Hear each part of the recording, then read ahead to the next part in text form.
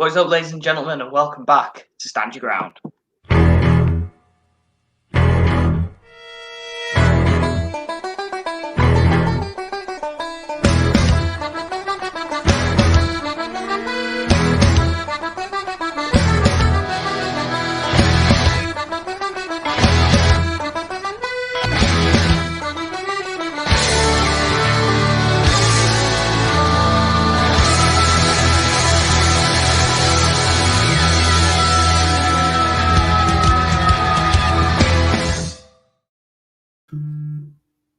What is up, ladies and gentlemen? Welcome back to Stand Your Ground. I'm your host, as always, Alex Benson, joined by my co-host, Dan Bakley. How's everybody?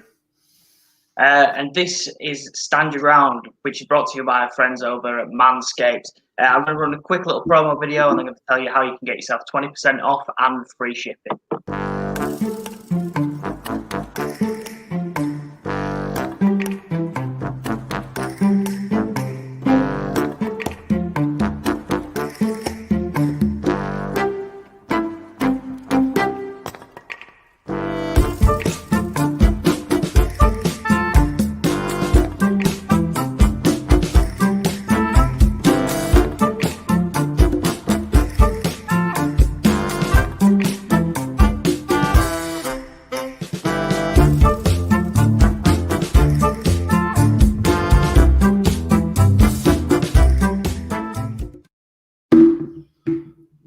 Yeah, guys, Stand Your Ground is brought to you by Manscaped. If you head on over to manscaped.com and use the promo code SYG2020, you'll get yourself 20% off and free delivery. They've got a fantastic range of products, and it's right in time for Christmas as well. You know you want to save yourself a little bit of cash, maybe a bit of delivery free knockoff or 20% off to make sure that you get the most out of those products. Make sure you head on over to manscaped.com and use code SYG2020 and get yourself 20% off free delivery, courtesy of Stand Your Ground. But Dan, how are you, man? I'm good. We got Joe chiming in saying, "Hey guys, how's it going, Joe?" All right, Joe. We've had a funny old week of football. We will get into a bit of the Champions League stuff. Obviously, we focus mainly on the Premier League side of things, so we might as well jump in with the Premier League and we'll work our way back to the Champions League. And then to me, this is kind of like the calm of the storm, because I believe this upcoming week is where they start playing all the games during the week now, that they don't have to worry about then the League Cup gets started, and then because they've been just doing the weekend. But now they're going to be breaking it into all week now, so we're going to have a little bit more games to be able to watch. Yeah, more coverage, more games, probably more tired legs for managers to try and worry about. We'll probably see a few more injuries as well from the teams in the lower end of the table that haven't been playing Champions League or Europa League football. But speaking about two teams that haven't been playing Champions League or Europa League football, Leeds took on West Ham on the Friday night game. They went 1-0 up, did Leeds, after a very early penalty decision. Fabianski took Patrick Bamford down in the box, and Click steps up, misses the first penalty, then gets given a retake due to the keeper coming off his line before the penalty was taken. And then Click steps up and scores the second one. What's your thoughts on the penalty being retaken? Do you think it should have been retaken or not? Personally, I don't think it should have, because first off, Leeds, they were kind of lackadaisical with the shot. He just went up and kind of took it slowly, like he didn't care about it, and it got saved. And the goalies, from my view, the goalie's feet were on the line, which as long as you have part of you on the line, you're good. And so then they give him an extra try, and then he actually puts more effort into it and scores. And which was a big deal to me. Like, you just give him another try. I thought they should have just let it go on. Yeah, I think it's a bit harsh on keepers at the moment. They are being picked up on because of VAR coming off the line. But it's also one of those things with, well, how do you expect a keeper to save a penalty if he's not allowed to make his movement beforehand? It's not like he's run to the edge of the 6-yard box to try and save the penalty. He's just jumped. Pretty much, if maybe he jumps half a second later, it's not a retake. But fortunately, due to VAR, it is, and West Ham went 1-0 down. But then they came back to two headed goals. First one from Thomas Souček from a corner, which, to be honest, I think Meslier could have probably done a lot better. He looked a bit weak with that header. He could have palmed that out into a better place. But the second one, Bonner's header, there's no stopping that. It's right in the top corner, and it's from someone I thought who didn't have the greatest of games either. That one was a laser of a cross, and then it just went right through him. Header, and then even the header was a laser right into the back of the net. All week they've been calling, all weekend they've been calling West Ham United the kings of the set pieces. Yeah. And now you see why, because they seem to always score on the set pieces. They're prepared for that, and that's why they're playing a great ball this year. Yeah, and quite frankly, it's another game where Leeds have dropped points, and everyone's been raving about how well Leeds have been playing the league, and quite frankly, the way that Marcelo Bielsa has got this side playing is fantastic. But they need to start trying to pick up some points, and not just be commended for being fantastic performers, but for also being ruthless and winning the games. I feel like they've been playing either up to their competition or down to their competition, whereas they're always going to play great, but then they just play to whoever they're playing, and then they always make it look like a great game. But instead of playing great against the top tier teams and then playing down to those bottom tier teams, they should be beating those bottom tier teams, getting by them easily, and then whatever happens with the top tier like Chelsea, Liverpool, Tottenham, Manchester City, Manchester United, whatever they do against them, you'll be okay with that because you know that they're going to be hard teams to play against because of money and then the talent. But they should be doing better than they are now. Like just like you said, they always put out a great game, but they either tie or they lose against teams that they should be beating, and then they, of course, they tie or it seems like they tie or win against the top tier teams. Yeah, maybe they're big game players. I know we saw that a lot from Sheffield United last season, although they were grinding out wins against the bottom teams. The top teams they were performing a lot better against. Maybe they know how to step up. Maybe these top tier teams are just not fit enough to keep up with the Leeds United side. I don't know, but they do need to become a bit more ruthless. But we'll move on because we'll come back to Leeds further on in the live stream. But Wolves and Villa played the first game of the Saturday, and it was scarce of chances. Wolves hit the post in the second half. Like 3 or 4 times. They hit the top, they hit the left, they hit the right. But honestly, this game for me probably should have been a 0-0.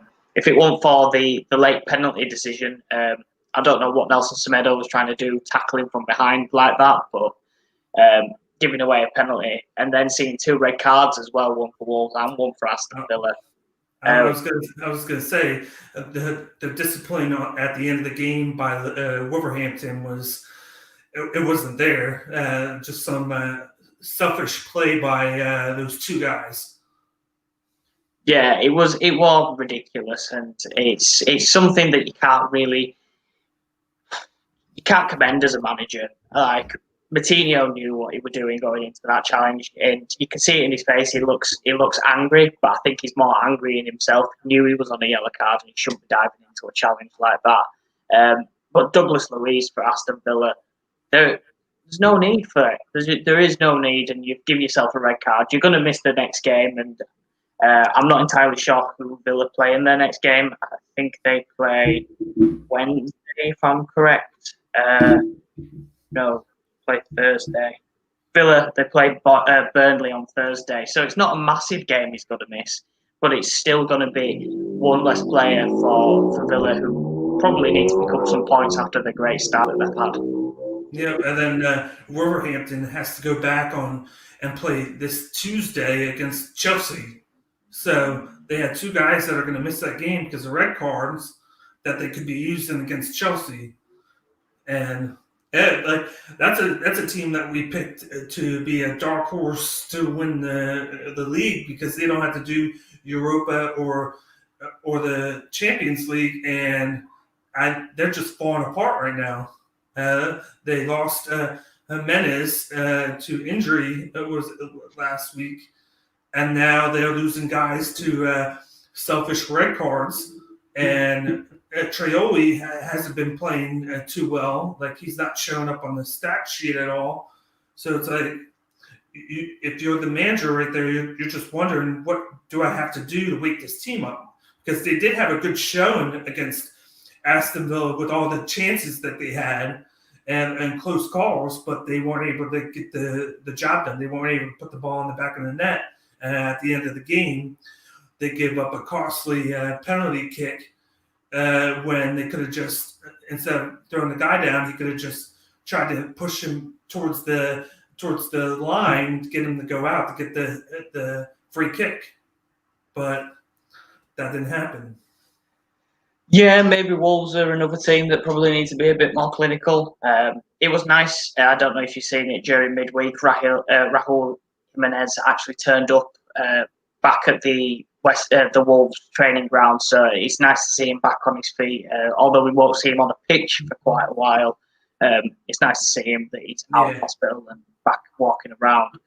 The next game, Newcastle 2, West Brom 1. Whether this is a game where West Brom have dropped points or whether this is a game where Newcastle have been lucky because they probably should have pulled away with this game.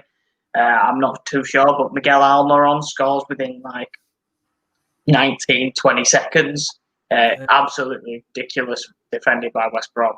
Just beautiful pass in there. Just boom, boom, boom. They had a guy open, and then he finishes it. It was just like I was disbelieved with how they scored so fast. And then I'm not sure if it was the next goal after that or was the third one. I think it was the next one. Was that beautiful cross and then header where West Brom was just the guy should have had the ball. He jumps. It looks like he jumps over it, and then the guy on Newcastle finishes it with his foot. Like he had a clear shot at the net off the volley. That should have been discipline where you don't jump up. You just stay in your place. You make him have to make a play over you, and he gives up, and he just jumps up. The guy just stands there and pokes at it, puts it in the back of the net. The discipline there wasn't there. Seems like it's the theme of the day is discipline. Yeah, maybe a few people not really playing how they should be, especially at this level as well. In the Premier League, ridiculous. You should be hitting things like that. But to be honest, I expected Newcastle to win this game, but I didn't expect it to be as close as what it was. We'll move on. Manchester United versus Man City, 0-0.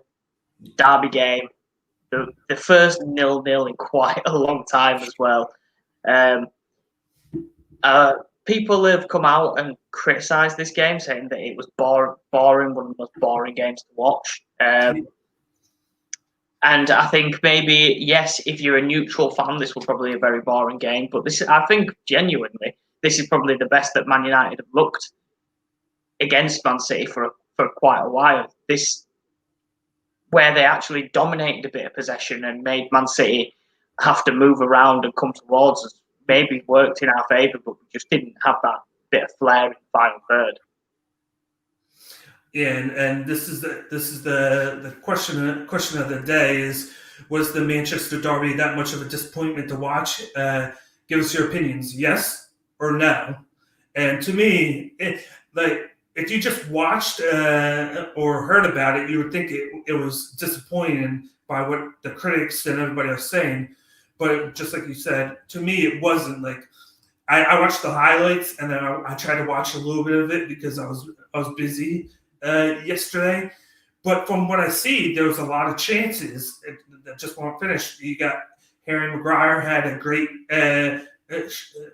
shot on net, and it just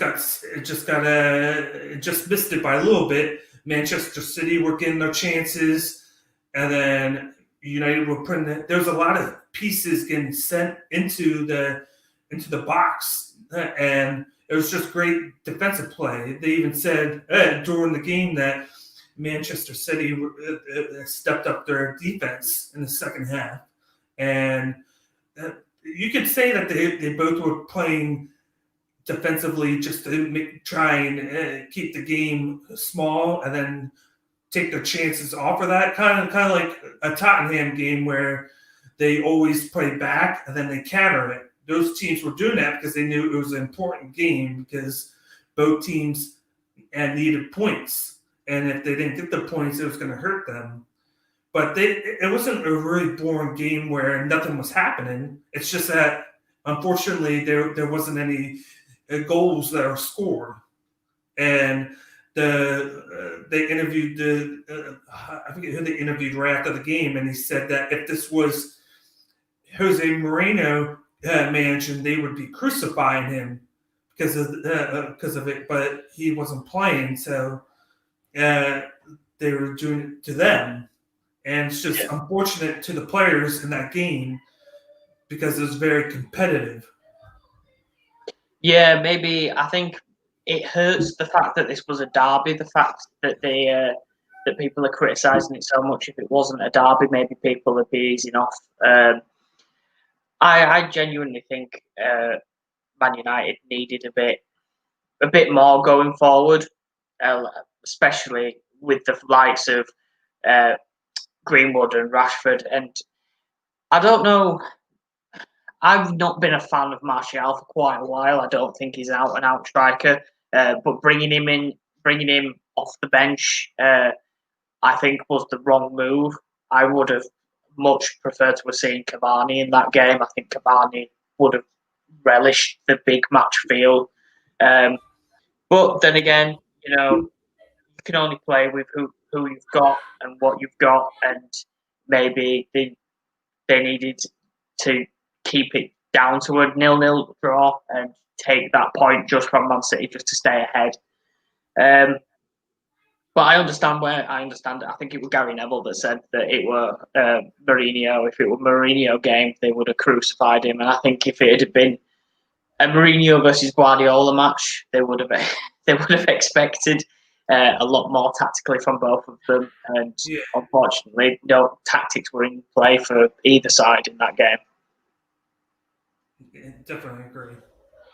On to the final game of the Saturday, though. Everton 1, Chelsea 0. Gylfi Sigurdsson scores a penalty, and Mendy is the culprit. He's the one who gives away the penalty, and I think it's a bit ridiculous. I don't know what the keeper's doing here, running out, grabbing the ball, and just knocking Calvert-Lewin to the floor. But man, this was a shocking game for Chelsea. Yeah, he should have had it the first time. What did he do? He hit it up, and then he went to get it again. And when he did that, he basically, like you said, he knocked him down. He should have just grabbed the ball and then stopped. So I don't know if they interviewed him. I didn't see any interview asking him what happened. But he should have just grabbed it, went like this. The player's already coming. And then he would have been fine. But because he hit it up, hit the guy down, and then went and grabbed the ball, it messed him up, and then gave them a free kick to score, and then that's what did Chelsea in that game. It was just once again bad discipline by him. It's just you expected more from that, especially in that spot. because one mistake there and you're down one nothing, or down 1-0, and that's what wind up losing them the match, and then costing them their unbeaten streak that they said they had an 18 match unbeaten streak that was snapped, and they had a golden chance with what happened today to go ahead in first place in the Premier League, and they didn't take advantage of it. Yeah, they'll definitely be kicking themselves, especially after seeing today's results. Honest to God, I think Gylfi Sigurdsson had an absolutely fantastic game for Everton. Whether if James Rodriguez was fully fit, if he'd have even been in the squad, is another question for another day. But you've just got to look at what they had on the day, and Sigurdsson is a fantastic midfielder when he's got the motivation to do it, and he had the motivation there to show Ancelotti why he should still be in the seventh side. Unfortunately for my fantasy team, Calvert-Lewin didn't score. I really wanted him to continue his goal and scoring run, but again, I think these 3 points will be crucial for Everton. Yeah, and then I want to get your opinion on this. How do you feel about Mount as a player? Because I feel like every game when I'm watching highlights, I always see him making plays. He almost had that one goal hit the post, but it's always him consistently making plays for him. He might not score or get like an assist, but I feel like he's either setting something up or he's the guy that gets things going on Chelsea. Yeah, it's a bit of a running joke over here at the moment, whether it's Mason Mount or it's Jack Grealish that should be taking that place in the England squad. I do think Mason Mount is a decent midfielder. I think he does have a lot of great creative play, and I think he's a fantastic playmaker himself. But he's always going to find it hard to stick and stand out in a Chelsea side that have people like Hakim Ziyech, Kai Havertz, Timo Werner. You know, he's not going to get the praise that Jack Grealish is going to get playing for an Aston Villa side. So he's just got to keep doing what he's doing, and hopefully fans will start to realise how good Mason Mount actually is and how crucial he is to that side. But I think he's a great player, and he's definitely someone that should be in and around the England side for the next 8-9 years.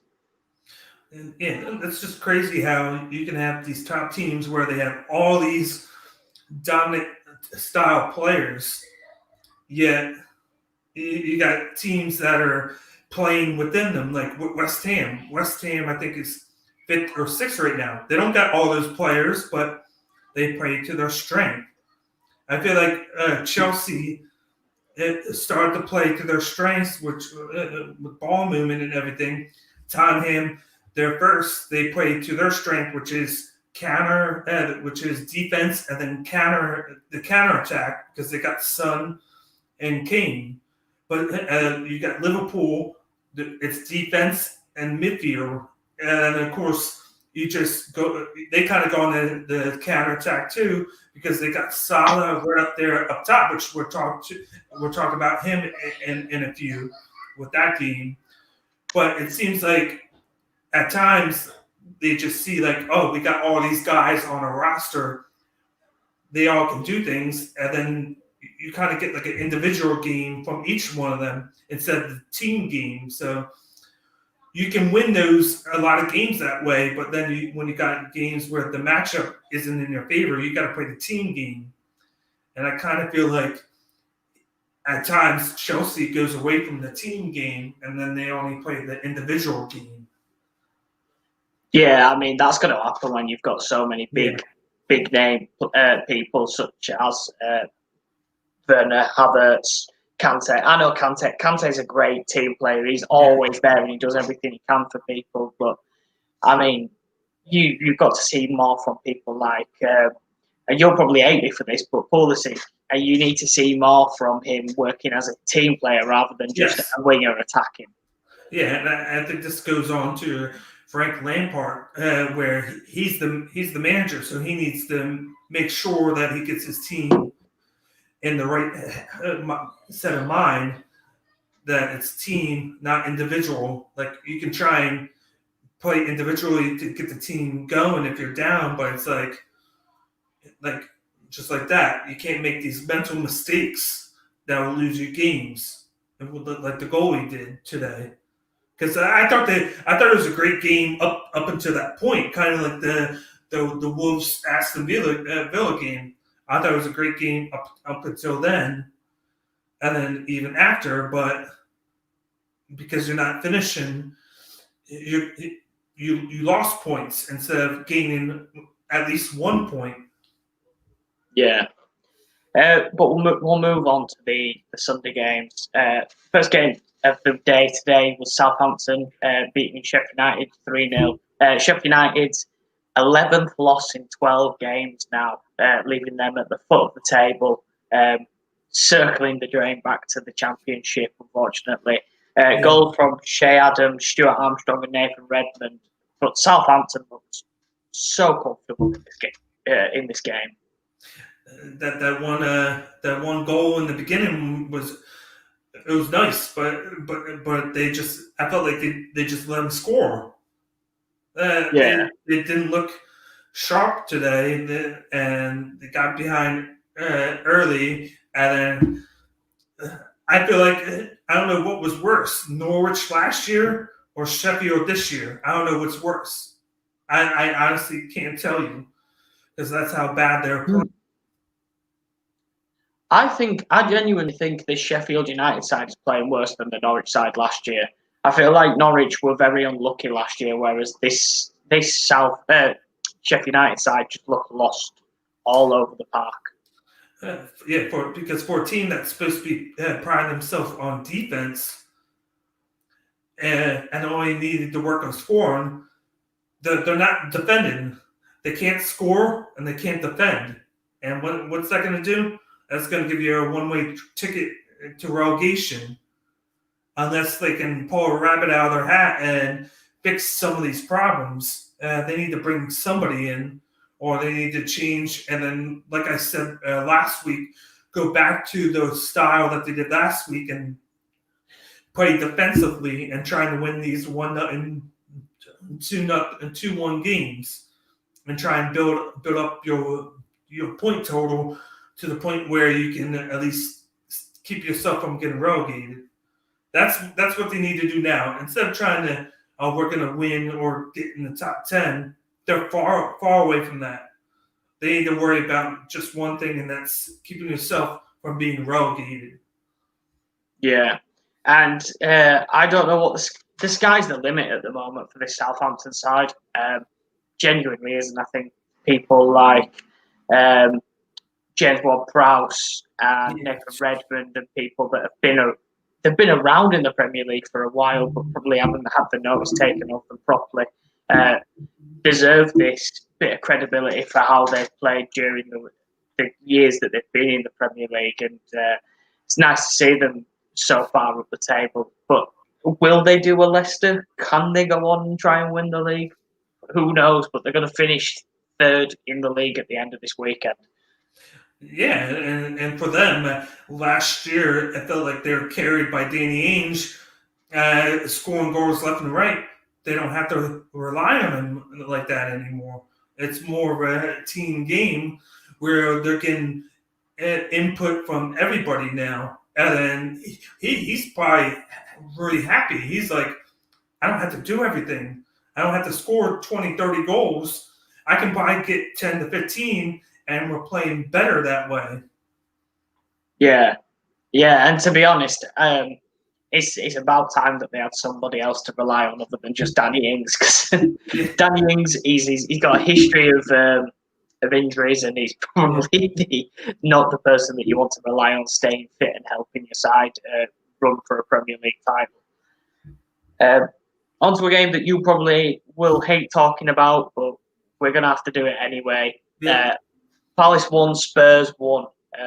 Spurs, to be honest, kept from having all 3 points thanks to the Palace goalkeeper. Gaeta was absolutely phenomenal today. Minus the Harry Kane goal, I think he was the best player on the pitch. Yeah, and then of course what we talked about last week, and it happens again. Son to Keane. They had great ball movement on that goal uh, from the whole team.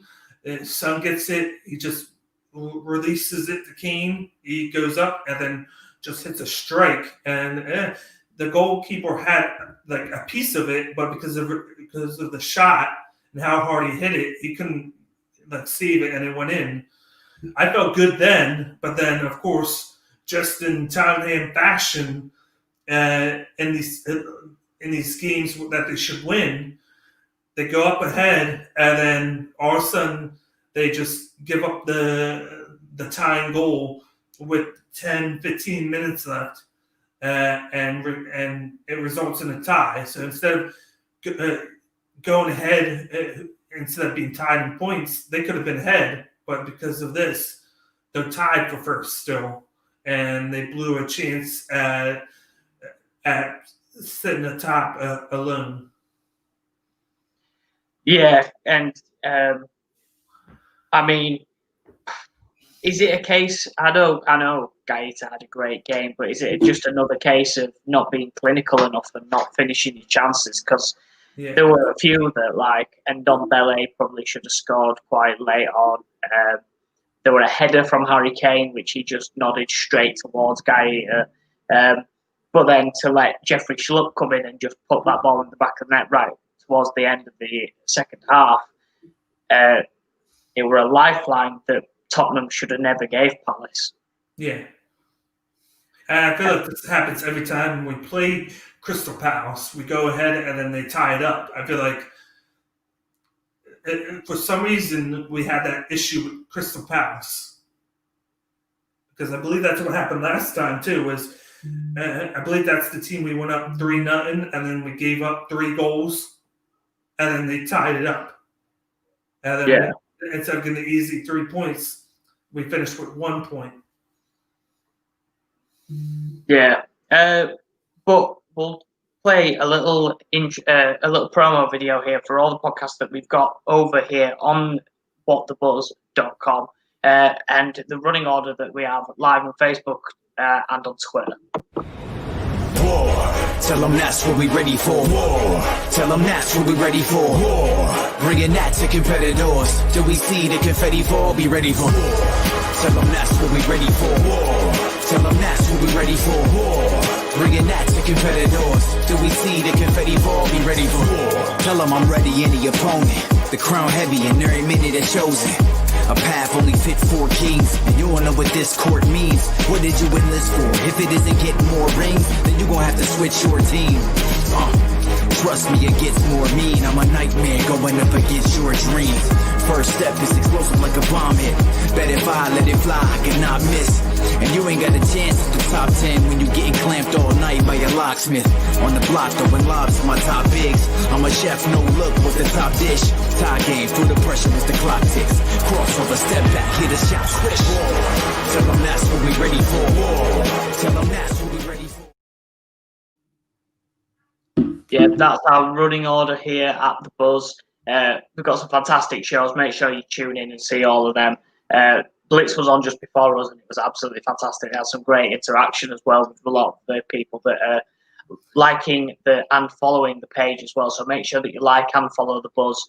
We've managed to hit nearly 1,700 people within a week and a bit, which is absolutely fantastic. Thank you so much for the support. We're going to keep growing, and fingers crossed we'll absolutely smash 10K. Yeah. But we'll continue. Final game that we've got to go over. Fulham 1, Liverpool 1. Fulham taking the lead thanks to Bobby Decord over Reed. It's a great goal as well, to be honest, and they probably should have had a couple more as well. Yeah, they decided that they wanted to show up today, and which was nice because Fulham, I was hyping them up before the season started because of how well they finished last year, I should say, over the summer for the playoffs with the new coach and the players, and the way they started this year was just bad. That they had a couple games that they should have won that they gave up, and then they don't show up against the great teams. And then this would have been a perfect game to sneak out a 1-0 win against a top Liverpool team. But just as always, Salah finds a way to get a penalty kick, which was bad by Fulham, and then he puts one in the back of the net, and then they finish this game in a 1-1 tie. Liverpool gets that 1 point to keep them with Tottenham up at the top, and Fulham only gets 1 point instead of 3 points. That probably would have put them in the table. I think actually they are safe now because of that, but they could have been even safer. They're only a point ahead of Burnley and a point ahead of West Brom. They have 6, and then Fulham has 7, but they could have had 9, and then put a little bit more of a gap between them and the relegation line. Yeah, definitely, and I think it's another one of those cases that, I mean, you can't take it away. They've still got a point against the Liverpool side that is fantastic. I know they've got a few injuries. Van Dijk's not there. Maybe they wouldn't have got the goal if Van Dijk had been playing. But these are all ifs and buts. You've got to play what's in front of you. Liverpool, fantastic side. And for any team to come away with a point is a phenomenal job, especially for a side that's struggling so much. It's crazy to look at it right now. They got the point. It puts Liverpool and Tottenham at 25. But just the point total, it's only 5 points separating the first place to 8th place. 8th place is Manchester United. They got 20. Everton has 20, and then West Ham United has 20. Leicester has 21. Chelsea has 22. Southampton 23, and then Liverpool and Tottenham have 25. So all these ties and all these missed chances are affecting the standings, where you could have a logjam up at the top, but because there's some teams not capitalizing on those chances, now you've let some more teams back into the top. Yeah, that might be like, oh, we're only 5 points back. We got a chance at making a run and then get to that first spot.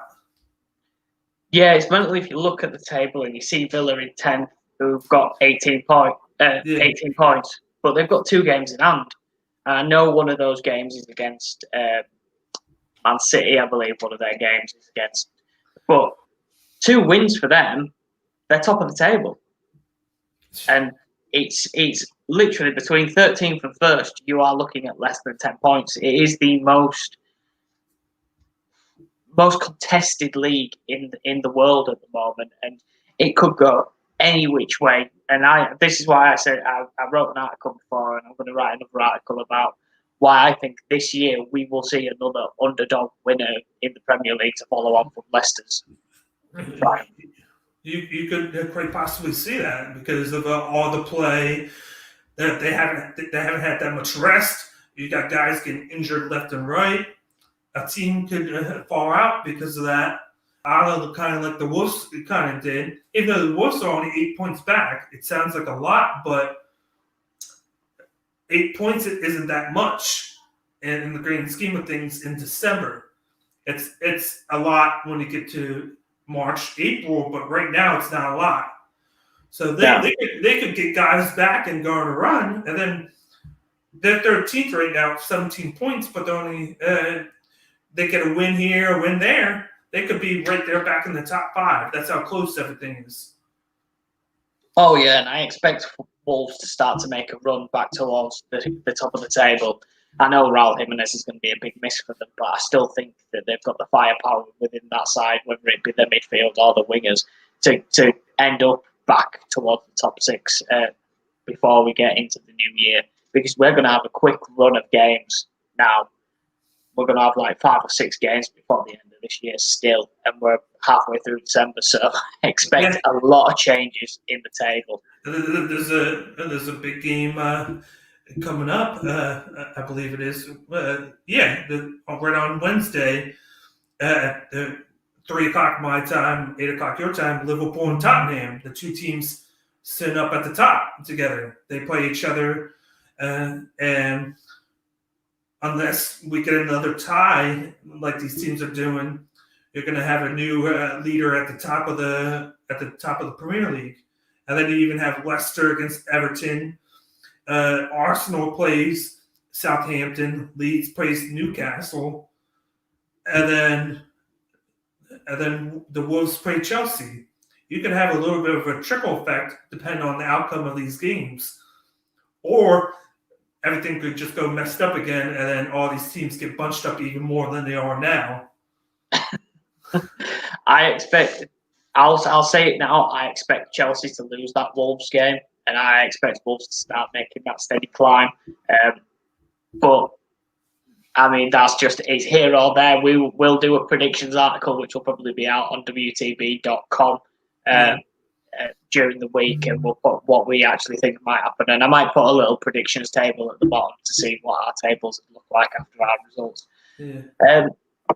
But on to the next bit. Hot and cold. From the games that we've seen, obviously there's 2 games taking place now, which I think is Arsenal and Burnley and Leicester and it's Leicester and Brighton. Brighton. Leicester, yeah. And both games are 0-0 right now in the 26th minute and the 27th minute. So, Dan, we'll start with hot. Who is your player that's in hot form at the moment? This guy is our friend Brian. It's his favorite player, which is a joke. But my hot for the week is Martinez for Aston Villa. He gets another clean sheet. I believe he has 8 or 9 on the season. He has a lot. I had to double check.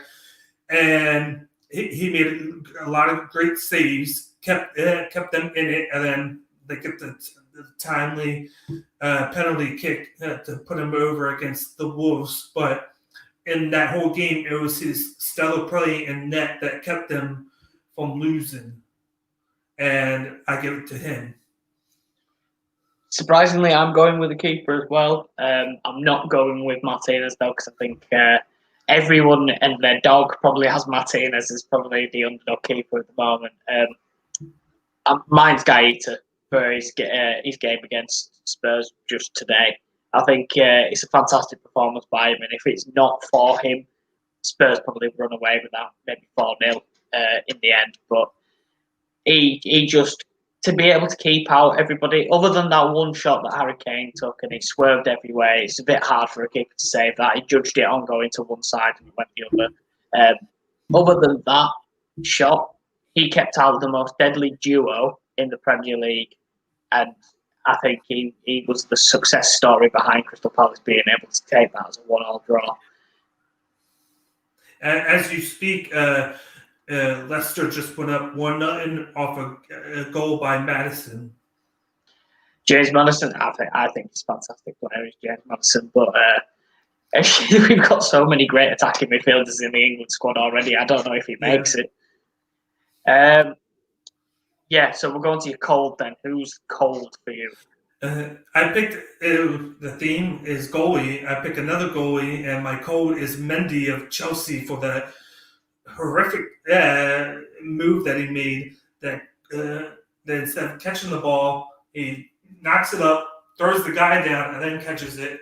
Costs them a penalty, and then they go down and lose that game 1-0 against the same team that you just talked about before. And that was just costly. You can't make that type of move, and they lost the game because of it. Yeah, I'm going with a full side for mine. I'm not sticking to just one player. I am picking Sheffield United. I know it's the easiest option, but 3-0 against Southampton, you've not won a game all season. You've only got 1 point out of 12 games as well. Absolutely terrible. They need to do something to change their season. The whole season is... Yeah. We'll move on to our next thing. Man United and their failed attempt to be in Champions League. Horrible for me as a fan to be able to see Man United again fall out of the Champions League, but at least we've still got European competition because we went out third in this group, so we end up in the Europa League. But we went into our final 3 games in that Champions League group needing a point, and we didn't manage to get a single point to get us over the line and through. We'd have finished second, I think, in the end because of our PSG's game against Istanbul when they ended up winning. I think it was 4-1 or 5-1 in the end, which were absolutely ridiculous. But we just can't do it on a European level, and we're also struggling in the league. And I don't know what it is or how this Man United side can change things, but something needs to change for us to actually start being that side that is deadly again. Didn't you? I didn't hear what you said exactly, but didn't you guys win the first 3 games, and then you didn't get anything the last 3? Yeah, we needed a point in his last 3 games to be able to go through, and we didn't get a single point. We lost all 3 games in the final. It's just like what happened in the second half of those games. The second 3 when you played the teams again, that you couldn't get any points. Did they just figure you out, or was it the lineup that was getting put in place? Because it's like you told me, like we talked about this before. These English Premier League teams, they don't start all their star players because they should be able to make it past the knockout stage without even playing anybody. The second tier guys should be able to get them just enough points to make it to the elimination stage. And they had wins in the first 3 games or so, and they couldn't get any afterwards. And I don't know what it was. If it's just bad management and bad play, or whatnot. I don't know. What did you see?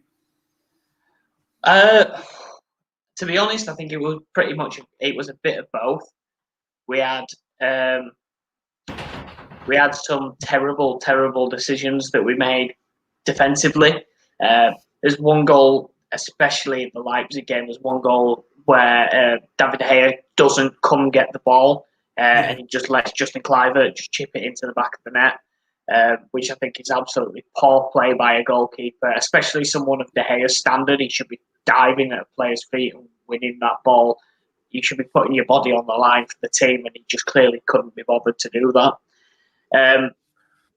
But no, for some reason, I think it must have come from them playing us once. They knew what our tactics were, which is get the ball to Bruno and let Bruno do what he needs to do, because if it's not going through him, it's not going to be a goal. We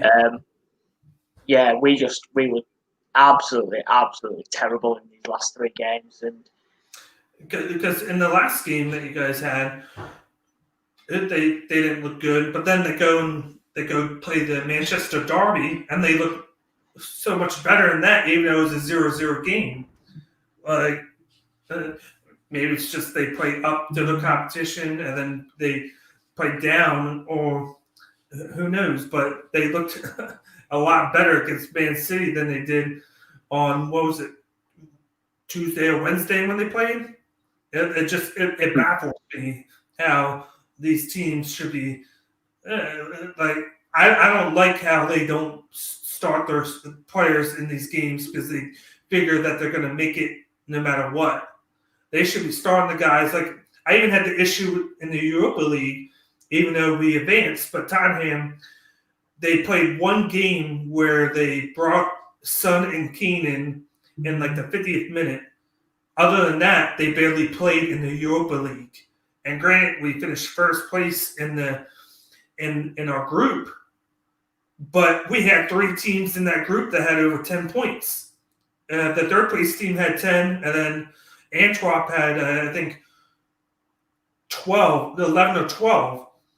But it's like, if we had any slip up there, we could have not made it past the group stage. And it's kind of like a rolling of the dice with this. Like, yeah, it's good because you give your guys a rest, but say you don't get the same results that you thought you were going to get, you might not make it past that point. Yeah, we've got a scary task now coming down into the Europa League, and don't hold any hope for us doing anything in that competition, because we just don't look like the side that should have been even competing in Europe in those last 3 games. Whether that's because players have got tired and they need a break from it, which we do get now. We get a break all the way up till February before the European competitions kick back off. I still think that maybe the players should have done a bit more. And quite frankly, to not get a point in the final 3 games is absolutely ridiculous, and it's way below standards of what Man United should be in. Yeah, they probably should have played those guys in that last game, knowing that they needed a point. Yeah. But yeah, let's move on to our next topic, which is Leeds United. Can Leeds turn their good performances into results? We've seen it now numerous times from Leeds United playing fantastic football in the Premier League, fantastically against big teams, and they're getting unstuck right towards the end of games. This might be because of Bielsa's tactics. Bielsa loves his players to just run absolutely rapidly for the full duration of the game. But they need to start grinding out these wins now. They need to start getting the points. They shouldn't be losing to people like West Ham 2-1. They should have at least got a point from that game.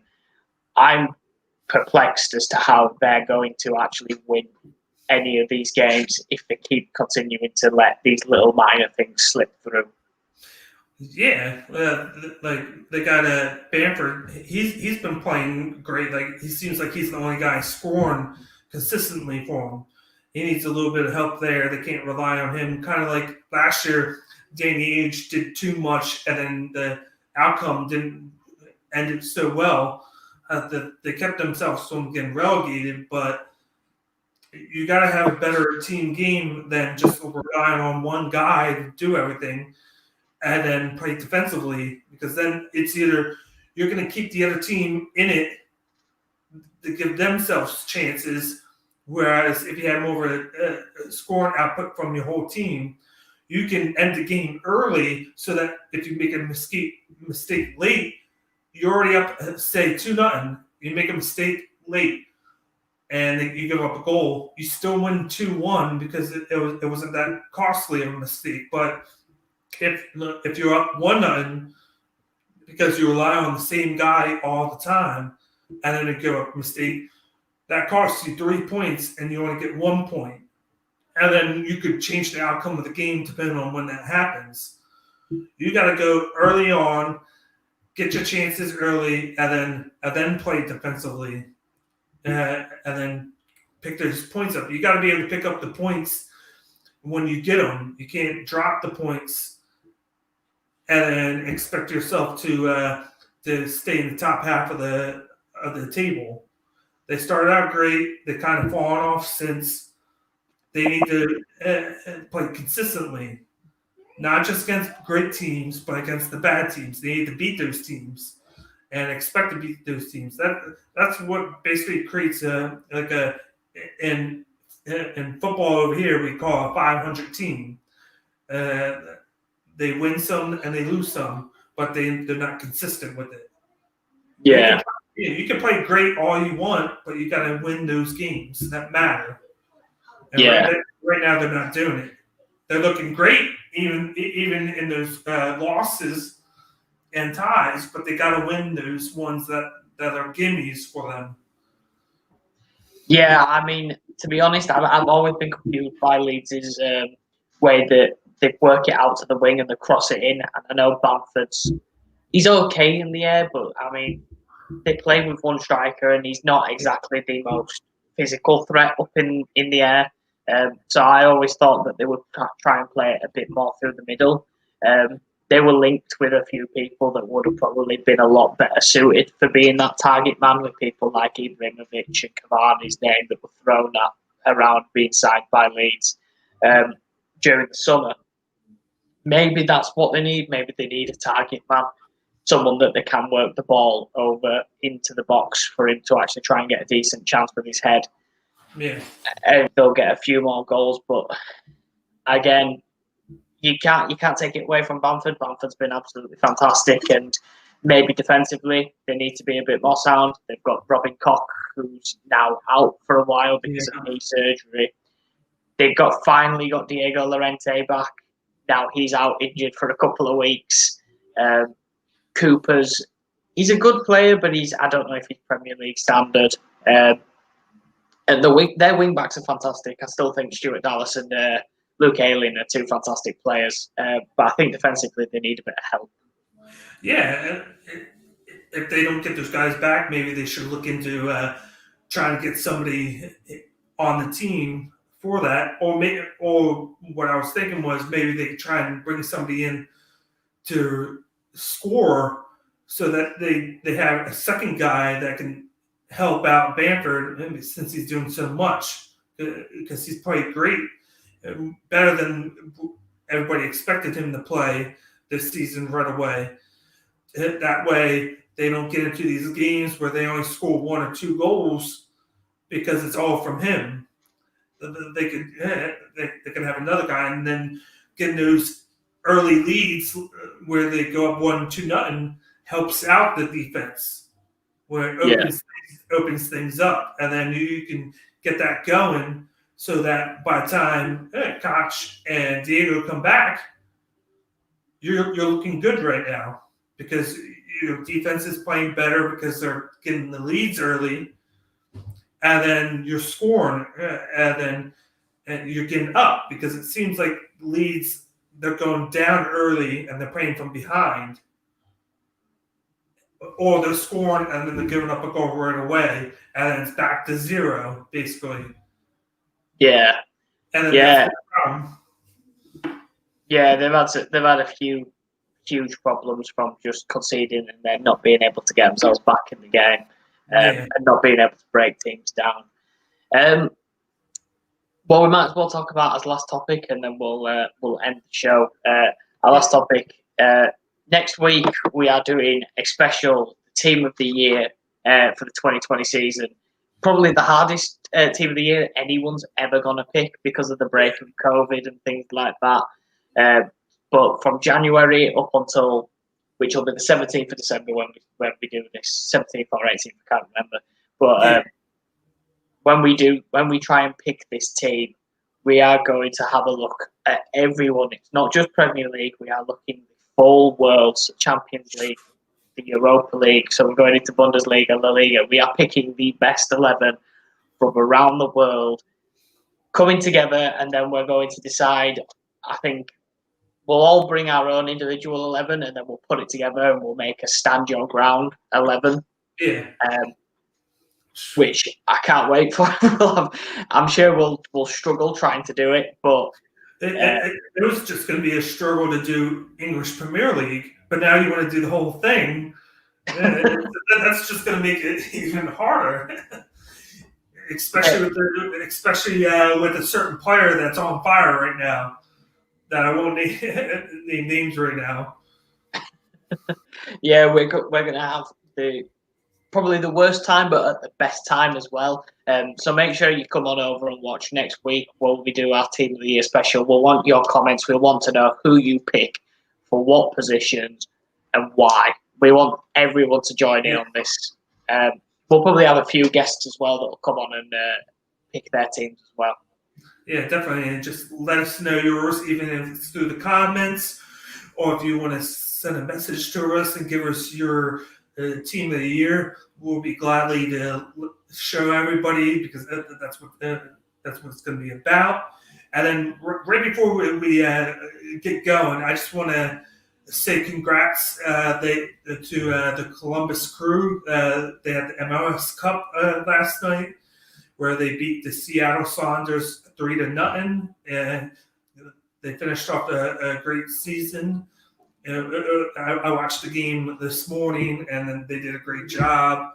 And congrats to them on the win, and then we're going to be waiting until March for the restart of the MLS. Yeah, and to be honest, I think when we were talking about it, when we got down to the quarterfinals, I said that it would be between them, and I think the other one was Portland, and Portland went out via, what it, Columbus that knocked them out. I think it was Dallas knocked them out in the first round, but with penalty kicks. Yeah, to be fair, Columbus, off the back of the welcome back tournament that they had, they probably deserve it. They've been playing some fantastic football over there. I was actually surprised by this season with some of the teams that came out of nowhere. Like even Miami and Nashville started out bad, but then I thought Nashville picked it up later on. And then they just looked tremendous for being an expansion team. And then Miami, of course, looked good later on, but then they lost the Egon brothers for that playoff game against Nashville, which they lost. But then, it was crazy. You saw Portland lose in the first round. You saw the Philadelphia Union lose to the Revolution, and then you saw Toronto go and lose as well in the first round. So you had three teams that you thought that were going to go far in the tournament, and then they lost in the first round. Yeah. It's one of those things you can never predict knockout football. This is why leagues is a bit easier, but the MLS, they just like to mix it up and throw people under the bus. Which in America, it's never going to be the biggest sport. Because of all the sports that we have here, but I feel like they're working in the right direction.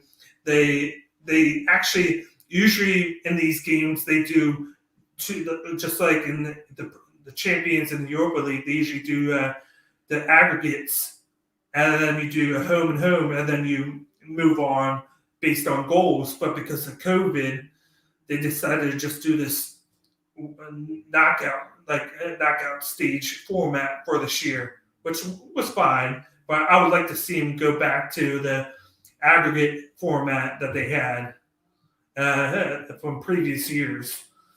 And hopefully they'll be able to do that, because hopefully everything with COVID works out better, that they started to implement new rules and everything to fix everything.